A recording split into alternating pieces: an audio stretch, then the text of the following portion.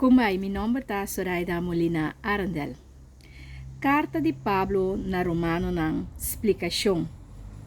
Carta de Pablo na Romano ng também chama Buki de Romano ng. Introdução, parte 1. O documento aqui estão cartas que vi para Pablo na seguidor de Cristo na Roma. A carta aqui estava tem uma intenção. Sua intenção estava para dar uma direção, encorajar e dar uma guia na comunidade de crentes. Pablo escreve a carta, pero ele ganha assistência de Tertius. Tertius provee Pablo ajudança de escrever. Estava a tomar informação e estava a escrever na diferente maneira. Uma maneira estava por exemplo, ditado. Estava a dictar papel, o qual estava a que para escrever. Também via de cópia de material de Pablo e assim estava a cópia e escrever.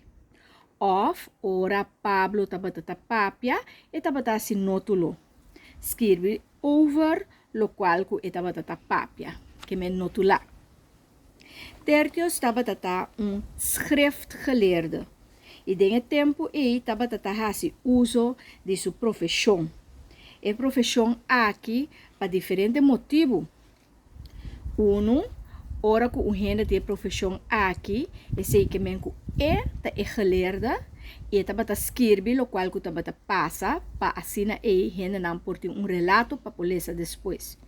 É sei que menco que estava a importar uma limitação física de gente portava a analfabeto, então também para tarefa como ter habilidade específica e especializada para escrever, para informação não vai perder.